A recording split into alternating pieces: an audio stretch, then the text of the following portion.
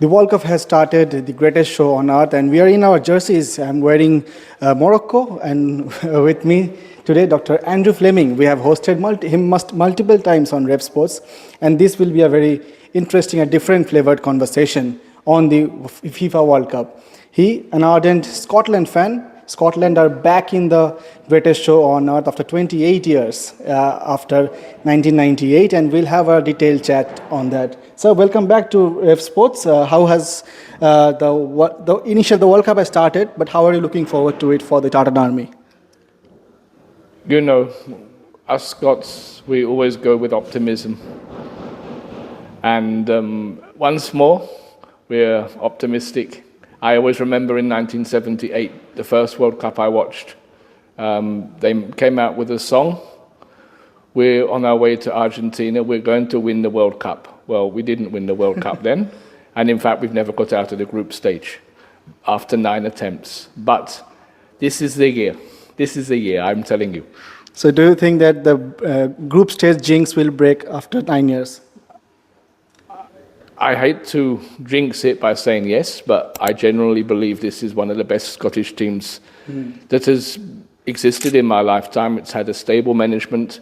A lot of players have had experience. We had the European Championship experience, even if it wasn't the happiest of ones. Again, they did terrifically well in a difficult group, and then they came through and beat Denmark in that last match, which was so exciting and created one of the most amazing goals in recent times. So, and they've done very well in their friendlies. You know, they may have not been playing the most glamorous teams, but they've been knocking 4 goals in the last 2 friendlies. So I'm very optimistic. And of course, we're playing Morocco, among others. That's the team that we really have to beat, I feel. Absolutely, and we're in currently at the East Bengal Museum. It's a fantastic museum. Let's have a tour around the museum as we chat. Why not? Yeah. Secondly, the thing that I want to ask you, that goal from McTominay against Denmark that sent Scotland to the World Cup. Yes. That is now celebrated in the Scottish £20 note. Thoughts on that from the administrative perspective? What was the thought like? I mean, it very quickly went to folklore. You know, people are normally unless you happen to be a member of the royal family in the UK or in other countries, it's sometimes the president or another politician. It's usually people that are long gone that are remembered. So to get into folklore so quickly is really exciting. But there's an important clarification as well. He did appear on the I think it was a £20 note, banknote, but they were special editions. Yeah, commemoratives. So they were purchased by collectors. Often those type of banknotes become far more valuable than others. Its value in the market is £20 if you use it to purchase, and it is legal tender, but very few, if any, will ever be used in that way because actually they're worth a lot more, and particularly for Scottish fans, it's a generational thing almost with this qualification. Absolutely, and speaking of the Scottish fans, the Tartan Army, they're quite a loud fan group. Could you please give us some more instances about Scottish fandom, what football means to the people of Scotland, and how important was this qualification? I mean, there were celebrations across Scotland the night of that Denmark match, and, by all accounts from my Scottish friends and family, for many days subsequent to that. It means everything. Football is by far the most popular sport in Scotland. It very similar to the way it is here in Calcutta.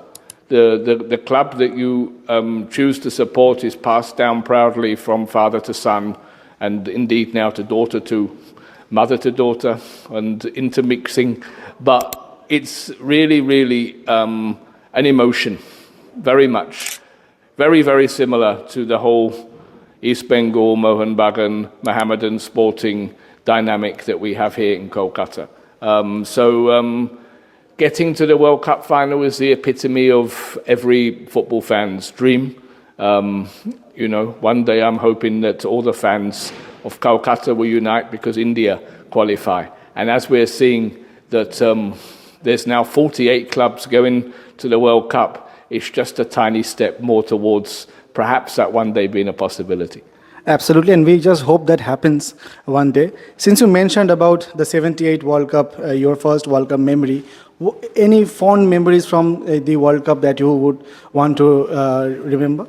I mean, there's many, but I do think that 78 World Cup and that Archie Gemmill goal against Holland was very, very special. It was not a match. It was a match we were least expected to be able to win. Holland at that time were one of the top nations in the world.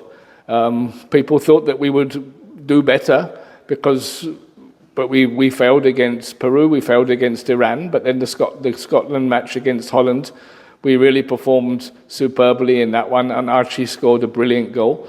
And, I was just 9 years at the time, and I remember watching it with my father. It's a very fond and personal memory because I lost my father last year. So I'm going to put that at the very top of all of my experiences. And of course, as a Scottish fan, we haven't had that many other experiences since. I remember us being hammered by Brazil last time. But, yeah. Okay. Since you mentioned about fandom and rivalry, and you part of the Kolkata football culture for so long, you have seen the rivalry between East Bengal and Mohun Bagan. What would you say about the rivalry between England and Scotland? An English fan wearing an English jersey on the streets of Glasgow, or a Scottish fan wearing a Scotland jersey in London. What would be like? I wear this jersey often when I'm going to London. I've never had a problem. I've had a lot of smart Alec jokes because England consider themselves to be way ahead. But if you look at the matches between the two clubs, Scotland have had their fair share of victories, and it's not just in football, it's also in rugby, where we compete for the Calcutta Cup. Yeah. And I mention that purely because this year we won the Calcutta Cup over England. So, and it was the same day that England played Scotland here in Calcutta at cricket. Yes. So I think my point is that there is a rivalry between the two. It's a very special rivalry. It's the oldest rivalry in the world, internationally, between any two footballing nations. So it's extremely special for that reason. But I still believe, despite it all, the more important thing is football unites. Football brings people together. Football generates good conversations, good debates. I've just come from another meeting where we said something about Brazil. Yes. And somebody else leapt up and said, I support Argentina, and a whole commotion broke out in the cafe and we ran away. But these are always fun to watch. This World Cup, which are the teams that you are looking forward to? We have Haiti, Morocco and Brazil in the group. Which is the match that you are looking forward to most? Well, as I said at the beginning, Morocco is a team that we're going to have to beat if we're going to be in a place that we are going to break our hoodoo and be able to qualify, in my view. But you shouldn't underrate any team at this level. Haiti may be there for the first time, but most of their players, I believe, are playing in France, and France is an excellent ecosystem. So you will underestimate them at your own cost, just as we perhaps underestimated Iran and Peru in 1978. We can't afford to do that. So I'm looking forward to the Brazil match. Why is that? Because I'm not optimistic, totally, but nobody wants to play Scotland. Brazil play brilliant football. I think they're probably, to watch, one of the most enjoyable clubs and sides, and they have had a bad period, but they've resurgent form in the last couple of years. So I'm really thinking they're going to put on a good show. And the Scottish team that we have now is really a team that plays with passion and energy and pace, as you saw in their qualifying match against Denmark. So I think they're going to give a good match. But I can watch it with a little less stress than I'm going to watch the Morocco and the Haiti matches. Absolutely. Just going back to the Scottish footballing folklore, the rich history with several iconic players over the years, Kenny Dalglish, Billy Bremner, Dennis Law, and many more. Who would be your favorite all-time Scottish player? I think it has to be. I do have a soft spot for Archie Gemmill, as I've already mentioned, but I think it does have to be Kenny Dalglish. And very sadly, this week it was announced that he has cancer, and we all have him in our thoughts and prayers. But one thing that I really admire Kenny for is he's not just a brilliant footballer and a brilliant manager, he's also a brilliant and an inspirational leader. And what he did in the wake of that terrible disaster at Hillsborough, the way in which he really was the face of Liverpool and stood up for the fans in a very difficult set of issues, I think that is what really put him at the top for me. So all of his football talent, but yet more to the man, and that is why I would say Kenny Dalglish.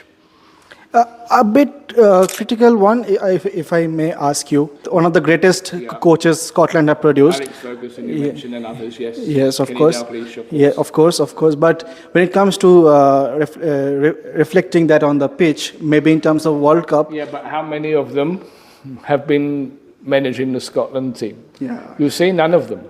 Because the problem Scotland have had is that there's bigger clubs and bigger opportunities and bigger payouts available south of the border. Yes. So Kenny went to Liverpool. Alex, who did a fantastic job when he took Aberdeen to the European Cup Winners' Cup final and beat Barcelona against all the odds. Of course, he was the top target, and he went off to Manchester United, and the rest is history. So if these people had continued to be in the Scottish football ecosystem, if they had ultimately graduated to lead the Scotland national team, there's always the question, what if? But actually now we have a brilliant manager, and a manager who has been loyal and stayed in that job for a good stretch of time, and I think that's really, really, really important. And such an exciting team who are playing at their best. Some really good attacking football, a very dynamic midfield. So this time finally we may have our man that's going to achieve some new milestones in history. Absolutely. So you reckon that going forward we might see a generation of Scottish players take on the world. Finally, last few questions in this conversation. How far do you see Scotland going this time? And after that, we'll just have a small brief conversation on the Commonwealth Games that is coming up in Glasgow. How far I see Scotland to go this time? Out of the group, I'll be happy. But of course, whenever you meet a milestone, you have to set another one. They have an outside chance of making the last 16. If they did that, it would be absolutely phenomenal, but it all will depend on the draws. And that all comes down to a little bit of luck among anything else. But they've proven it. I mean, Denmark are a team that's regularly qualified. And, we beat them and beat them well. And that was not expected by many people outside of Scotland. So let's see who else we can surprise. As I said, I don't think anybody who's been preparing for the World Cup would have been particularly keen to have Scotland as their opponents because of the way this team has gelled in a very special way. Your top pick force of this World Cup? Yeah. I think Spain will be the team to beat. I think as a complete team, they are probably it. But France, I think, are a more exciting team to watch. Of course, England also, and this is said every year.